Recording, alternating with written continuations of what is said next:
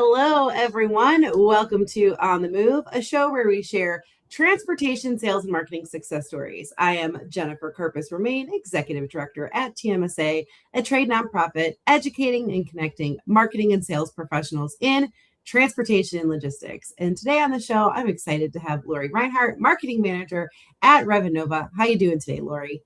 I'm good. Thank you. I'm super excited to be here on the podcast and definitely cannot wait to see you in person soon at Elevate in literally just a few weeks. Oh, I know. It is quickly approaching. I'm glad Yeah. I told Lori before we hit the button to start here. I have a cold, but I'm glad that it's now because I'll have, in theory, enough time to recover before Yes.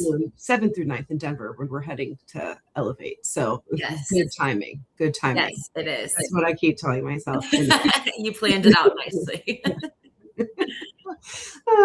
So you've recently stepped into the role of marketing manager at Revenova. So congratulations on your promotion. I always love seeing our people in our community getting promoted and doing great things in the work. But what has this transition been for you so far? Well, thank you. That's really nice of you to say. And I'm really excited about it. Truthfully, it hasn't been really a stressful transition because when I came on to Revenova just a little more than a year ago, they had a really amazing foundation already laid out. So it was kind of like I got to come in as, just managing content and social. And as my role has evolved and now with my new title, new abilities, I can just build off of the strong foundation that was already laid. And I mean, working in marketing, that is crucial. Yeah. It's so much easier to build on top of 7 floors versus starting at ground zero. Mm-hmm. So smooth transition. I have support from the company and my boss and my coworkers, which that also really helps as well. Absolutely, it does. Yes. I feel like so many marketers have done that, starting not even at ground zero, but you're in negative. You're in the hole in the ground and you're just trying to get up over ground. And so that is really great that you had that foundation to really be able to get running, going, and then make that transition. So that's great to hear. Yeah. Yay. And as your role then has evolved at Revenova, what are some of the biggest things that you've learned about yourself professionally as you've kind of taken on this new role? Yeah, I think that, so when I was first starting out, just, graduating college and stepping into corporate, you kind of, at least for me, I wasn't in the mindset of, I'm still learning from people. I was like, well, I just finished school, right? Now I can, start working. And as I've just gotten older, and especially working at a company like Revenova, where there are so many bright minds and intelligent people and industry experts there, it's the realization of, okay, you're basically just a forever student in life. Mm-hmm. In the real life and your relationships and, out at the store, you can learn something from anyone. And that has been the biggest eye opener. One day it just clicked everyone around you is a teacher. So what can I learn about anything from any of these people? I love that. I think too, everyone around you should be a student too. Yes. I have a quote that sits right beyond the view of this camera, but it says, whatever got you to where you are won't keep you there. And I think about that all the time. We should always be learning. There's always new stuff. And I think especially as technology evolves the way it does, I would say us older people, I like to believe I'm not old, but I'm in the midpoint in my career. And the practitioners, the people who are coming up, they have an understanding of technology and how it comes together in a way that I don't, and the way of the people before me don't. So we can all learn from each other. And I think that's really important. So I love that you learned that early. And I think that it's but even as that younger professional, you also have value and you can teach. Can show, and I think that's really important. That was I was kind of the opposite. It still takes me time to realize that I have a voice and a perspective that's important. Yes. I'm still reminding myself of that. Yes. Yes. You're wait, be confident. You're here for a reason, you have something to add. You have value, you have work, you do understand. And that's actually, I started mentoring because I wanted to help the next generation, but also it reminded me of oh, you have things to share. It's great. Yes. And it took me time. Yeah. Cause like it took me a long time to get there. And that's probably like one of the things that I like to believe for the most part, I'm over like my imposter syndrome now, but like still happens all the time. It's a tough, it's not even like uphill. It's like this to get over it, really. Cause that voice can be really loud back there. Yeah. So I like that you learned that everyone's a teacher. And then I do think that everyone can be a student too. And like, just keep on pushing on all the time. Mm-hmm.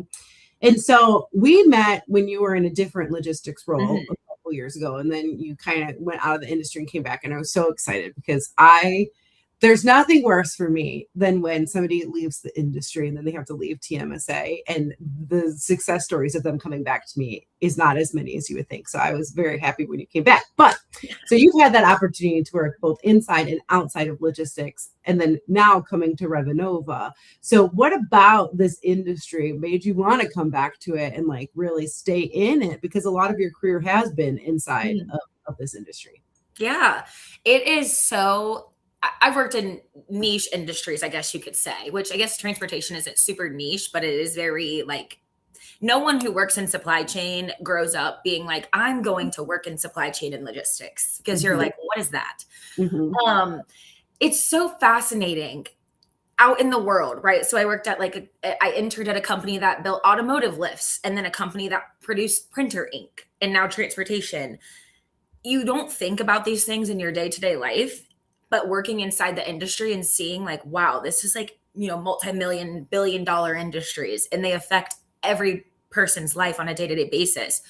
That about transportation is crazy, because I think, don't quote me on this, but the stat of like what 80% of the products we have all around us were on a truck at some point. That is massive. The industry is booming. It's really exciting, which is weird to say from someone that's not in it. You're like, what do you mean? And I will say, the people, truly, these events that you go to, and even like my coworkers at Revenova, everyone is supportive. Everyone's friendly. Everyone wants to help and genuinely like watch you succeed in the industry. And that is something that I think is, I know other industries I'm sure operate similarly, but working in supply chain and transportation, like the people genuinely are just genuine, amazing, nice, honest, hardworking people. I agree. I think it's so big, but it feels small. Yeah. Because it still feels like a community, which is like, it's pretty impactful. Like you do see it, you go to the shows, you see the people, you watch them, you learn about them, and you watch them grow. And it is cool because like sometimes people come back in, or they grow, they go to different companies, but it's fun to like watch each other grow up too into the industry, and then take on these new roles and these new positions, and see each other be successful and cheer each other on, which is the piece that I love, that I don't think is everywhere. Like that, like you said, like this support system, that like people are really there for each other in a way. And maybe it is because it is so important, and if we don't do our jobs, things fall apart. And so quite literally the global economy is falling apart. So, like really supporting each other, which is great. And I do think that this is the industry I've been in the longest. My career bounced around to different industrial spaces too, but there is something special about this one. Yeah, it really is. And like, I mean, even messages on LinkedIn, right? People will be like, hey, I'm coming to Chicago in a few weeks. Like, would love to get together with you and your team, like in the industry. And it's just like, a lot of people probably can't say that they have those connections like that. Sure.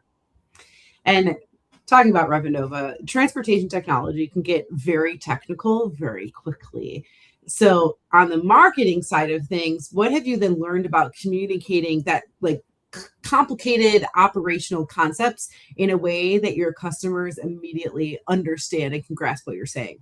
Yeah. So yes, I mean, sometimes reading like our PIs and listening to our product calls, it's like, wow, that's when I'm really in student mode, because I'm like, what is going on?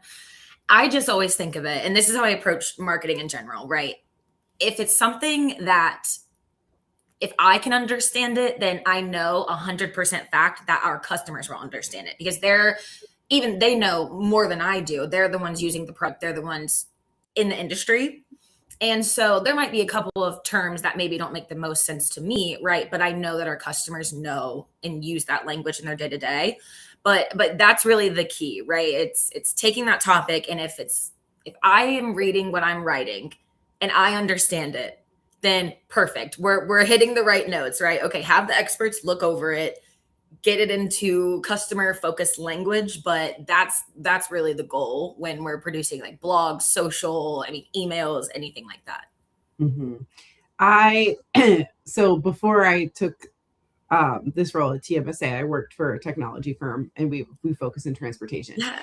And that was for me. So, and it was like more CRM, more so than like the TMS. Oh, yes. And so but I remember there was a point where I was like, okay, if I don't understand something and we're selling to marketing people, they're not going to understand. Yeah. So like when I'm talking about like those moments in my career where I was really like, oh, I have a perspective and this matters. That's like where I realized my value, because everyone was so smart and so technical. And I was like, I don't understand anything you guys are saying. But I was like, but if I don't, so it's kind of the opposite, where you're like, the end user totally understands. But I was like, I'm more like our end user than other people. And so bridging those gaps together and like making sure that language, or just like silly things. I remember the one time we were doing a product release, and when something was done, they turned it red. I'm like, you can't turn it red. It means it didn't work. And they're like, what do you mean? I was like, red means bad. Like, you just, exactly. And they were like laughing. They're like, oh my God, we never thought of it like that. But like, it's something so simple. But it was like funny. I was like, green means go, guys. Like, you can't, like, it's love. Red is stop. Red is bad in our world. And they were just like, we just picked a color and like carried on. And it was so funny because it seemed so simple.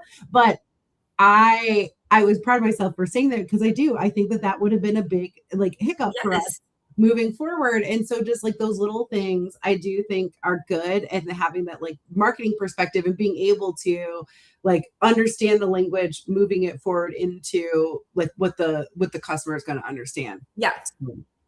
I think it's really interesting. I know we like talk how you were saying earlier, like if you're outside the industry, it's not going to sound industry. Good thing the people who listen to this podcast are in the industry. Then you just have learned a lot about sales and marketing and transportation. So kudos. Kudos, because it's a lot.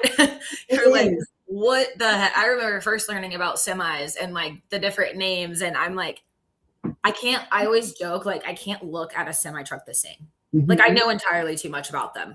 Mm-hmm. So that's when I used to write about tires. So I've been in like adjacent fields, but I always was like, I knew I was in the tire industry when I was walking through a parking lot and I was looking at the brand of tire on the cars. Like, I was like, this is such a nerdy, weird thing.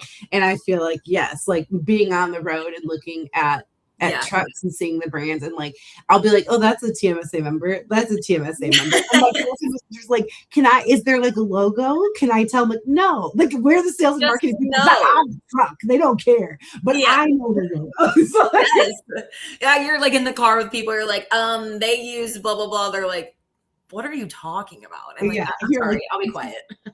But you're like, this is where my brain goes, because this is where I am. Exactly. And it's so funny because like, those are the moments where you're like, nope, I'm deep in the trenches here in this industry, because this is what I'm paying attention to in my ordinary life. So. Yes. Yeah. So Revenova recently like released their winter 26 release, introduced a whole bunch of updates around AI powered capacity matching, automation, and appointment scheduling, which is really cool. So what has it been like to be able to like really help communicate innovations like that in the market, especially because the term AI is used everywhere, but also then I feel like it can get diluted because people are like, but what does it do? How can I use it?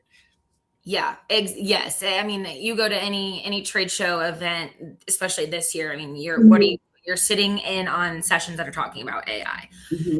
And what we try to focus on, and especially in this product release, it's not taking the human aspect out of it, right? So we launched our first iteration of Artemis, which is Revenova's native AI agent that lives inside the TMS.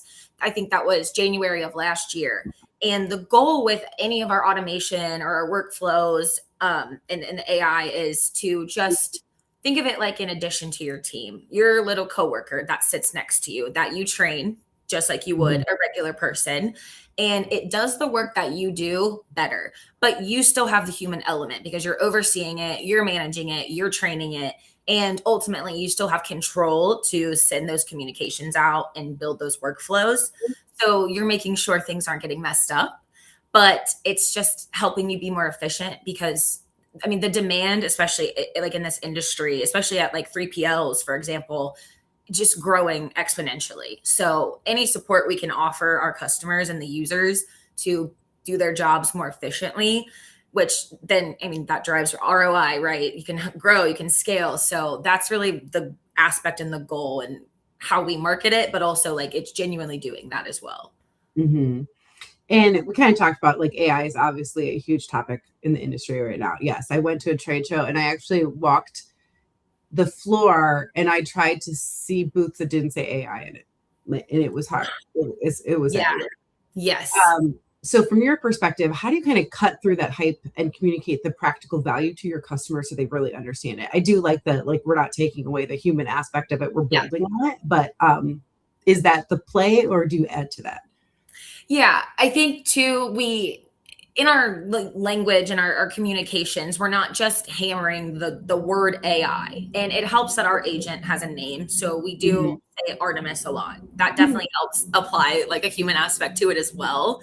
But I mean, just in terms of like communicating the value, it's really, we're not pushing the product on them, right? It's our customers are having these pain points and these issues and blockages maybe within their industry, and it's presenting solution. So a solution for maybe you need an extra team member, but the company is kind of stuck where they're at with hiring, and it's like plug this into your TMS. It lives right inside of it. Boom, you train it. Here you go. You're the human. And another thing that's huge in this industry is relationships, as we talked about, right? Our AI agent specifically, and when we communicate the value add, it's giving our customers a chance to connect with their customers on a deeper level because they're not so bogged down with the manual work and building out the workflows and running the reports, right? And that really means a lot to the carriers and the smaller brokerages. You're just getting started, maybe you're a younger rep. The relationships are crucial. Absolutely. Totally. Relationships are so important. Yeah. One of the things that you guys highlighted in that release was reducing the manual back and forth traditionally involved with scheduling appointments, which one of the things I love about this is like anyone knows that pain point in scheduling appointments, no matter who you are, what industry you work in. It's so frustrating because then half the time by the time that you have the appointment, then that's not available for you anymore. Like you like go back in your calendars. Somebody took that time. I'm sorry. Let's start over again. So I love that like, yes, that human element. Like I'm going to take this AI tool and it's going to make my people be able to do work better because they're not spending their time trying to book this appointment. Exactly. And like do that. Love it. So why do you think those operational efficiencies like that resonate so strongly with your customers? Yeah, well, as we talked about too, with the demand growing for, the supply chain and these industry professionals, and obviously, I've worked at brokerages before, and they are grinding, right? If you're brokering freight, you're grinding, and they need any support that they can get. So having that available to help you and avoiding the manuality of the job, that's huge value in and of itself, right? Oh, I get to still, it's not replacing anyone on your team. It's just adding on. So, okay, we still get to keep our head count. Our people now can work more efficiently. And they already have, if they are a Revenova user, they already have the access to the Salesforce platform. So everything is already just housed right in our TMS. So no logging into multiple screens, no downloading reports and emailing back and forth. The time save really is huge. That's when people ask me like what I think the best AI tools are. It really is those components that allow your humans to do the human things, the empathy, building those relationships, like you said. And so this type of stuff is where I think efficiencies can really build and really help, because you're still like, I spend so much time in manual tests like that, if I can just hit the ground running and do other things that are more important, like I want to spend time focusing on building the relationship in the appointment, not trying to find when the appointment is. So I feel like exactly. I understand it. I like it. It's exciting, fun. Yeah. And so there's a lot of cool stuff that you guys released. And so it was fun to really like dive in and listen. So a little bit, we talked about you guys coming to Elevate, and that we're going to see each other next month in Denver. That's June 7th through 9th. So you were involved with TMSA as a volunteer in one of your previous roles. And then last year, you finally got to come to Elevate for the first time, which was so exciting. So I'm curious, what kind of stood out to you at the conference or volunteering on a committee when you were here before? Kind of why do you like to be involved in TMSA? Yeah. So being able to attend the conference last year was awesome. And I mean, yeah, we're going back, right? It is it's unlike any conference that you go to the typical trade shows or the networking events, and it's just tons of people, and people can kind of tend to stick together maybe in their groups with their coworkers, or like, oh, that was my previous team member or whatever. I love the structure of Elevate because it puts you in a room with a bunch of different professionals. You can really bounce ideas off of people, like the roundtable discussions, for example. You're sitting on a table with people that I probably never would have interacted with if we were just kind of left to our own devices. And I think that is the coolest part about it. I know I'll go back in June, and beyond you and some of the other team, like I'll see people there that I know that I was like, oh, I remember you last year. And I know I'll meet more people and learn from them, or maybe even provide value to them as well. Absolutely. And one thing that we did this year is introduce our role-based tracks. And so you'll even have more ability to learn, network, and grow from people in your similar roles, while still having the opportunity to network and grow with the group at large, which is something it took a minute to figure out how to put all those pieces together. But we had people that were like, oh, I wish I had a little bit more time with people who are just like in my trench, like who are doing things I am. So now we have a company leader track, marketing leader, sales practitioner, and marketing practitioner. And each of those have their own networking session, their own breakout, and their own like hands-on workshop, no technology in the room with the workbook, actually learning. And it's been, people are like, oh, where have you been traveling? Nowhere. I've gone next to nowhere because I've been building this infrastructure. So, which has been, I've been home mostly, but I really sitting in and like seeing all the pieces come together. I cannot wait for people to see it because we've talked about it, but until you can really start to see those pieces, and those pieces will also be carried on throughout our membership as well. So we're actually doing virtual roundtables right now for the track. So Mike is actually one of the facilitators on that for the marketing leaders, which I was super pumped about. So it'll travel through your membership as well as your time at conference. And like you said, you'll then come back year to year and you'll see these people in your tracks. You'll be able to like compare notes about what you did from last year to this year and really build those relationships.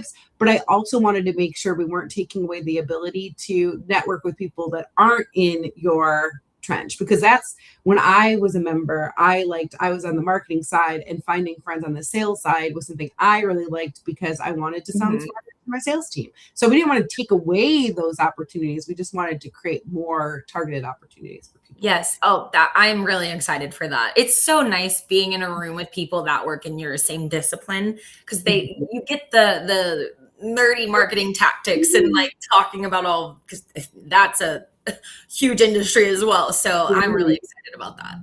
So, and we're so excited to have Revenova come back. You guys are a silver sponsor of Elevate this year. So what are you and the team looking forward to most coming to Denver? It's so like I said, obviously the relationships, but it's also awesome just the demographic of people that are there. So a lot of them could be users of our product, right? And TMSA is not to go and push our product. It's truly to learn. And like you just said, that's a great point, connecting with other salespeople, because I want to sound like I know what I'm talking about to my sales team. It is so fun getting to listen to these people that are working at like maybe big fleets, or they're in the brokerage space, or they're in the freight forwarding space, and just understanding how their day-to-day operates is so fascinating and so cool. And you never know where that connection will take you. But we also see the value in this industry, which is why Revenova as a whole supports it, and why we're going to these events and love being on the podcast and things, because the education piece that is there, I think it fills a need in this space, which, like I said, is unlike typical networking or conferences. Mm-hmm. Yeah, we really try to put everything together with a nice bow. And I always joke that, yes, we also serve protein at all meals, which I feel is going Yes. by at conferences these days. But people get hangry, and I'm not trying to have them dip out of the conference to get egg bites from to go to the restaurant across the street. Yeah, I want to, and I just, yeah, like I think that's important. We have we make sure we have coffee all the way through the afternoon, because I'm jealous of the human that at a conference doesn't need a coffee at 3 p.m., but I am not. I mean it. Yeah. So it'll be there. And those are things that we want to take care of our people. We know that taking a couple days to like come and learn and grow and network and do all those things, we want to make sure that it's a really great experience, both from like an attendee standpoint, but also that you're achieving all the things that you want to do there. So yeah. We are so happy to have you guys back. I'm excited you get to come back to the show. Yes. So excited that you were able to come on the podcast. This is one of my favorite things about my job, because we do highlight our members and all the cool things that they're doing and get to talk to them. And it's exciting because like I've known you for a couple of years, but I then got to like sit in and really be like, what do I want to ask Lori about? Yeah. And it's just an opportunity to have like more one-to-one touch points in conversations with people that then other people can listen to later, which is great. Yes, it is great. No, I know. I'm so excited to see everyone soon and be in Denver. I've never been in Denver before, so lots of new things happening, which I'm excited. We've been in the South in the humid and gross hot weather for years, so I'm excited to be able to stand outside in Denver. I'm pumped about that. We picked a place that has good outdoor spaces on a golf course, so it's like beautiful. Pretty. There is a spa there. I'm excited about that. We'll get a pedicure before the conference starts. That's where you will typically see me on like the Saturday morning before conference. She's got her coffee in hand. Giving myself a little moment before things start. But okay, last question for you. Something I ask everyone who came on the show, and you did touch on this a little bit, but curious, if you could go back in time and advise your younger self anything, and this could be personally or professionally, when would you go back to and what would you say? Oh my gosh. This is such a great question. And even reading them beforehand, I remember last night I was like going through them and I'm like, what the heck? I mean, what would I not like? Everything. I would go back and be like, listen, so I just started saving for a house at like 3 years old. That's what I would say. No, I'm kidding. Yes, actually real. Yeah. I think something that this is something I learned post-pandemic, right? I don't want to say the bad C word. What a crazy, awful time, right? And I kind of realized that during that, when things were kind of being, I don't want to say taken away, right? Because I was very thankful I stayed healthy during it, but I kind of had an epiphany, and it was like, you need to say yes to more opportunities. I realized I was closing myself off to different connections or different experiences because I was like, no, I don't really feel like it, or I'm nervous, or I'm scared. And I told myself, when this is over, you're going to start saying yes more. And I have, and it has really opened up a whole realm of possibility. I'm sitting in a new city, started a new job in a new same industry, but working for tech now. And I just kind of look back and it's like, man, imagine how much more where I could have been if I wasn't so scared or so timid or just like, no, and stayed in my box. I think that's what I would go back to, maybe even like high school, and be like, you got to seize the moment now. Like, don't close yourself off from things. I love that advice, in part because I feel like I have a 9-year-old son, and I've been having this conversation with him. So I like that this is what I would, it makes me feel like a solid, like parenting. Yes. Because there are moments he gets nervous and I go, you can be nervous, but you also need to know that sometimes we just have one chance. Yes. You just have to do it. So like, and I'll like sit it, and like sometimes he's still scared, he says no. And then sometimes he's like, okay, let's do it. And then he'll like, no, because I'm like, sometimes opportunities only come once and it sucks, but it's a part of life. And so I try to instill that in him. So anyways, that's just, yes, me being like a mom, a dorky mom, and being like, okay, good. Like, that's what a great life tip, because you're as a grown adult. Yes, I wish. Yes. It's like, there's that quote. I don't know the full quote, but I just remember it's like, do it scared. Would you rather just not do it or be scared? Do it while you're like, it's okay to have that fear, like you said, but like, you just have to do it. Yeah. Cause I would always regret the things in life I did than regret the things in life I didn't. Exactly. Yes. I'd rather say I did it and I tried and I failed versus like, man, I really wish I would have done that. Because then you don't regret or wish that you would have done this thing. You like would not want to know what happened. Then even if it's terrible, what happened. The regret of never knowing is like, that hurts. That hits you just a lot different of like, I really should have just done that. And you don't get that opportunity again. Like you said, once it's gone sometimes. It is.